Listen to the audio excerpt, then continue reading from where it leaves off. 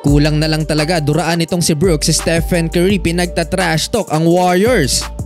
First half ng laban, pinag-aangasan lang ni Dillon Brooks ang Warriors. Just another road game para sa Dub Nation at umabot na nga ng 10 games ang kanilang losing streak pagdating sa road match. Hindi maganda ang simula ng Warriors dahil lobo agad sa 10 points sa kanilang hinahabol. Ang daming tres ng Grizzlies, pinoprovoke ni Brooks si Stephen Curry na magalit para masira ang laro ni Steph. Kahit walang Ja Morant, madami pa ring option ng Grizzlies mga idol, habang sa Warriors si Kuminga pa ang leading scorer with 11 points. 33-23 end of first quarter lamang ang home team.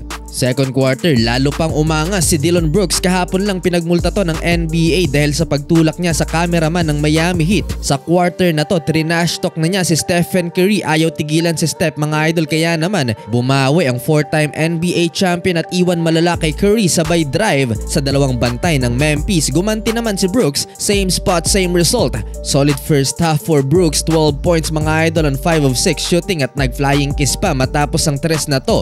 In control ang Grizzlies at napanatili nila ang double-digit lead sa Warriors 71-59. 8 points pa lang si Stephen Curry. Si Klay Thompson pangiti-ngiti pa lang sa pamimisikal ng kalaban. Though nagtala ng 10 points sa first half si Klay, siya naman ang may pinakamababang efficiency rate sa Warriors with negative 20 plus or minus sa first half.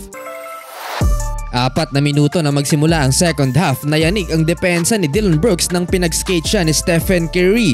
On the run ang Golden State, dinakdakan pa ni Kuminga ang best shot blocker ng liga na si Jaren Jackson Jr. Laking tulong ni JK gayong wala si Andrew Wiggins. 20 puntos na mga idol at panibagong career high na niya to. 80-76, 4 na lang ang kailangang habulin ng visiting team. After timeout, quick 6 points para sa Memphis Grizzlies at muling nabuhay ang diwa ng angas ni Brooks. At tingnan nyo to mga idol, kulang na lang talaga iduraan niya si Stephen Curry. Last 5 minutes, one-man show. Jordan Poole 12 straight points, total of 17 points sa quarter lamang na to para kay JP. Buhat niya ang Warriors mga idol, 104-100. End of third quarter.